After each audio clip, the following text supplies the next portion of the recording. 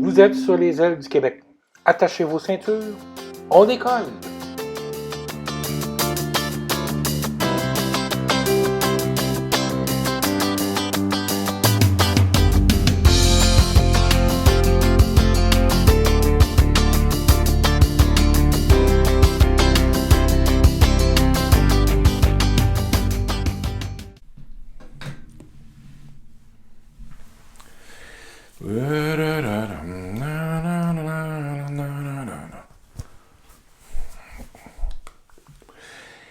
Mesdames et messieurs, bonjour, mon nom est André Allard, je vous souhaite la bienvenue à ce 25e épisode des Ailes du Québec. Cette semaine, on va parler, en fait, de manière générale, on va parler de la baisse du nombre de vols au premier trimestre de 2022 des compagnies aériennes canadiennes, et en particulier de Sunwing, parce que j'ai remarqué que il y avait un phénomène particulier qui se produisait avec Sunwing, donc on va analyser ça en détail, mais avant le sujet du jour, allons-y avec le rappel du jour. Le savez-vous?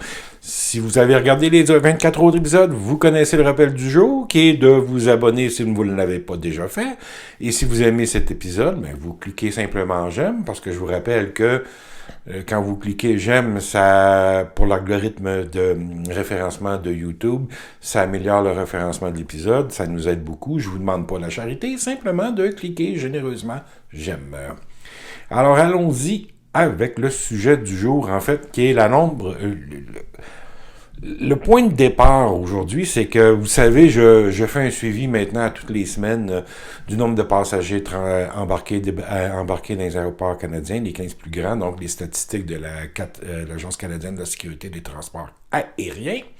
Et aussi, avec Cirium, je fais une mise à jour, il y a une mise à jour à toutes les semaines du nombre de vols à l'horaire par les compagnies aériennes.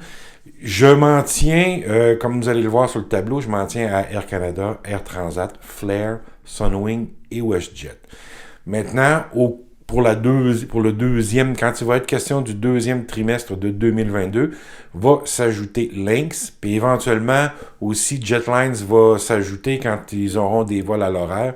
Alors ça, on va aussi compiler ça dans nos données annuelles, là, à tous les mois possiblement qu'on va faire une mise à jour.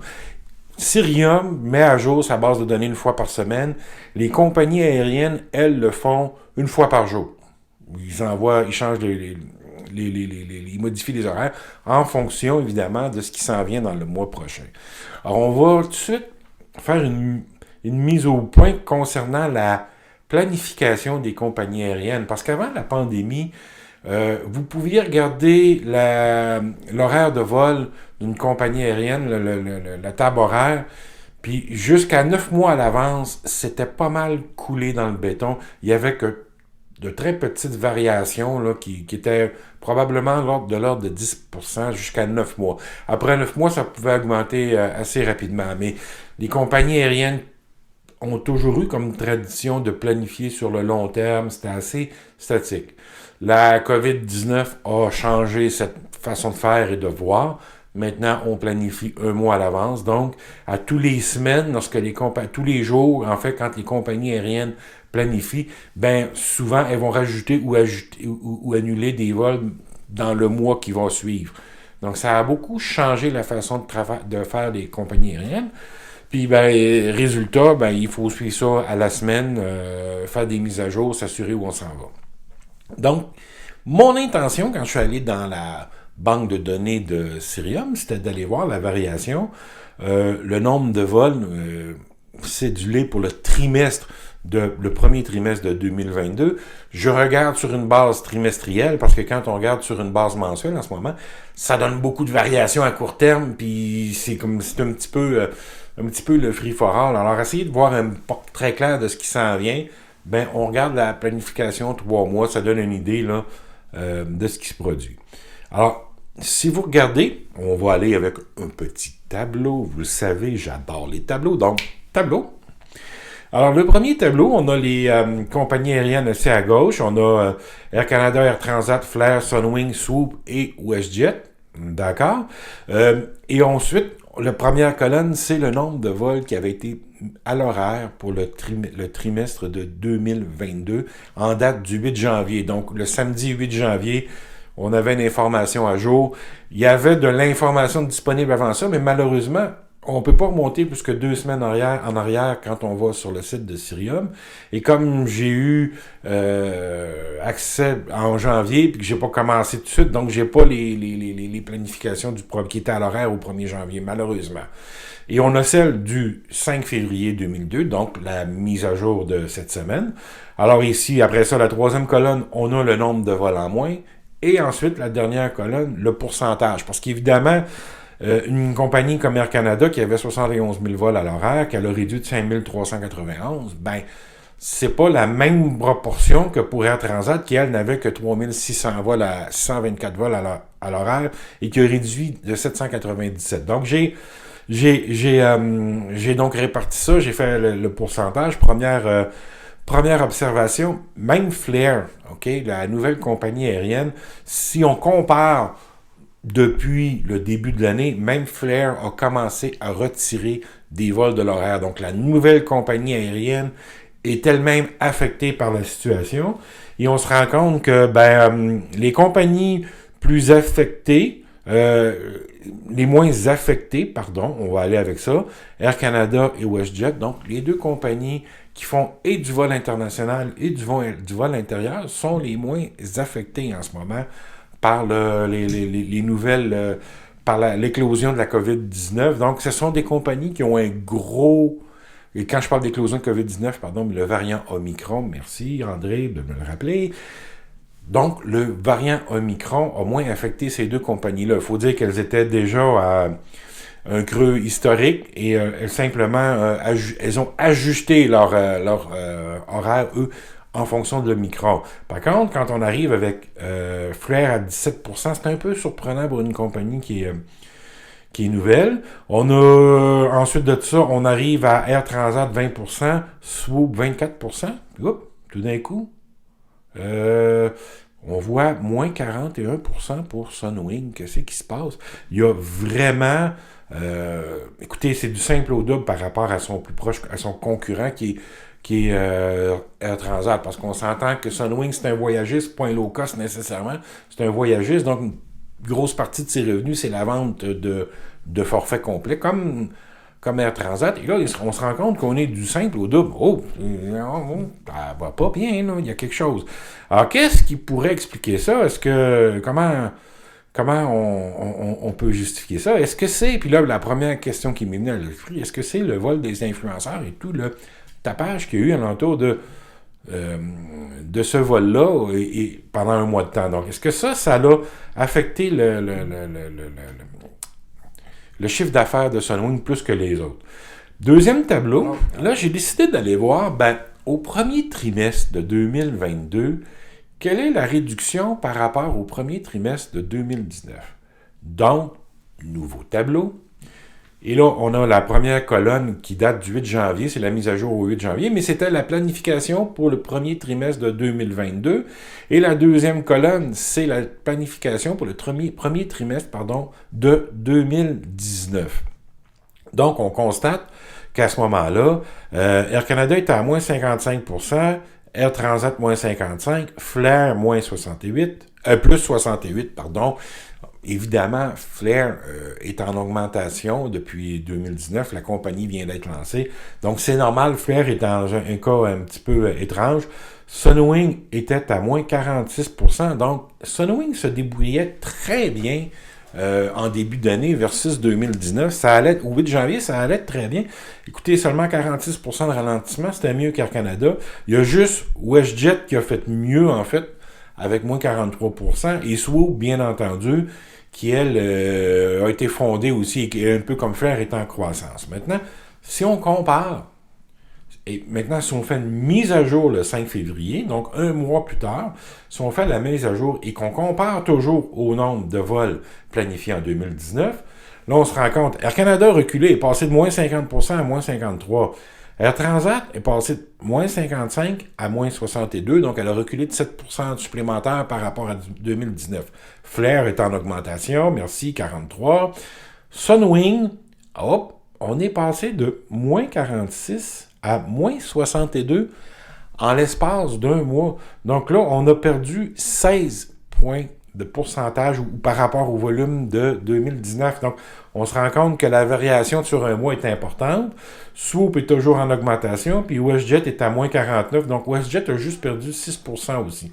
Encore une fois, on voit la tendance s'établir, là, qu'il y a des transporteurs qui, eux, ont reculé plus rapidement que d'autres. Et en fait, là, les deux grands transporteurs sont moins affectés par... sont moins affectés, oui, par le variant Omicron que les transporteurs à rabais, ou pas par rabais, pardon, mais les deux voyagistes que sont Transat et Sunwing.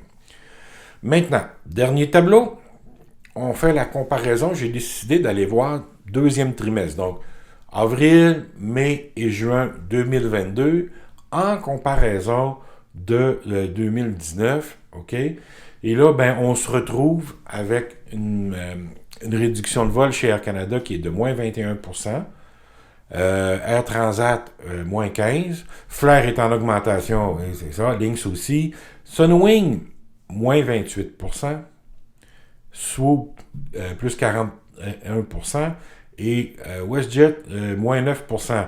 Donc, en moyenne, on a eu un recul de 14% des vols cette année pour le deuxième trimestre par rapport à 2019. C'est ce qui est affiché. Je vous mets un bémol. Ça va changer, c'est certain. Il suffit que si la COVID-19 devait disparaître dans les prochains mois et qu'on revenait à une situation à peu près normale pour l'été, c'est clair que ça va changer. Ou pour le printemps, c'est clair que ça va changer, ça va s'améliorer. Mais pour l'instant, c'est le portrait qu'on a.